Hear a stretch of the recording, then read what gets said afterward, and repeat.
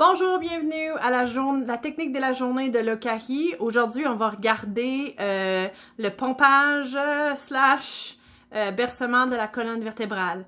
C'est une technique que je n'utilise pas dans une approche spécifique, mais que j'utilise dans toutes mes approches. Pourquoi? Parce que c'est une technique qui est relaxante, mais qui en même temps vous donne une idée de ce qui se passe en dessous de vos mains. Qu'est-ce qui se passe dans le corps de la personne qui est couchée sur la table? 99% des gens qui sont couchés sur la table, je leur fais en fait, je le fais à tout le monde, mais tout le monde pense, tous mes clients pensent que ça fait partie de ma petite routine. Et puis en même temps, moi, je vais vérifier qu'est-ce qui se passe en dessous de mes mains. On regarde ça. Pour commencer, on va commencer par le pompage de la colonne. Oui, j'ai bien dit la colonne vertébrale. On va aller voir comment elle bouge, cette colonne. D'accord? La colonne vertébrale peut avoir jusqu'à 15 livres de pression directe dessus. Donc, il ne faut pas aller avec un marteau, mais il ne faut quand même pas y en avoir peur. Il faut que ça bouge, la colonne. Tout dans notre corps est fait pour bouger. Donc, quand ça ne bouge pas, ça veut dire qu'il y a une dysfonction quelque part qui empêche le segment de bouger, peu importe le segment du corps. Donc, ce qu'on va aller vérifier, c'est qu'est-ce qui m'empêche de bouger. Je vais commencer par le sacrum. Donc, je vais prendre ma main, une main sur le sacrum, une main autour de mon poignet. Je vais aller faire une bonne pression. Le sacrum peut prendre jusqu'à 30 livres de pression. Il ne faut pas avoir peur. Je vais faire un petit pompage ici. Si vous voyez bien, ça monte, ça descend. Ce n'est pas un petit pompage... Ah oui, ça bouge. Non, non, non, c'est pas ça que je veux voir. Un bon pompage. En haut, en bas. Est-ce que ça bouge? Je le fais avec mon corps. Tout le corps bouge.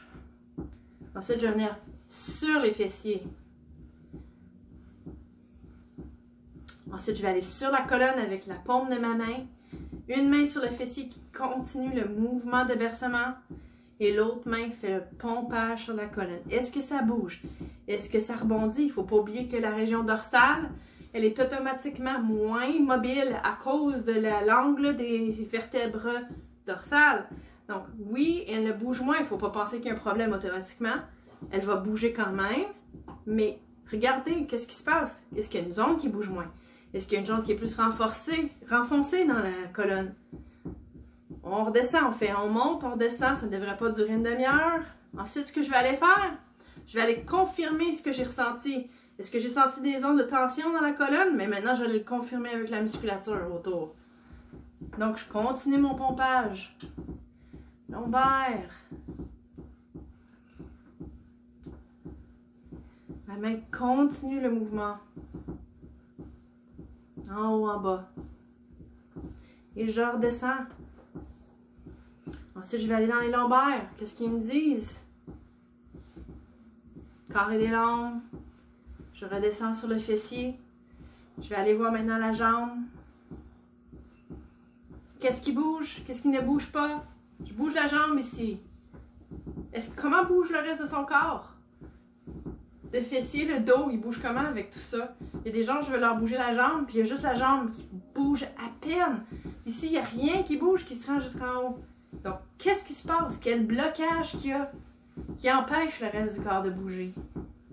Vous allez voir aussi que dans vos bercements, chaque corps a un rythme différent. Il y en a qui bougent plus vite, il y en a qui bougent moins vite.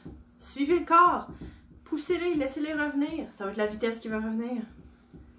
Ensuite, je vais monter en haut. Une main pousse le bas du dos. Continue le mouvement. J'arrive en haut, je vais faire un pompage de la colonne. Mais en fait, pas de la colonne, de la cage thoracique. Jusqu'en bas. Jusqu'à la crête, je remonte. Pompage. Qu'est-ce qui se passe dans cette région thoracique? Jusqu'au bas du dos dans les lombaires, jusqu'à la crête. Et je remonte. Thoracique. Est-ce que ça bouge? Ensuite, je m'en viens sur le côté et je refais tout ce que j'ai fait sur le côté à droite. Maintenant, vous allez avoir une bonne idée de ce qui se passe dans le corps de la personne qui est couchée sur votre table. J'espère que vous avez aimé ça. On se revoit la semaine prochaine. Merci de m'écouter.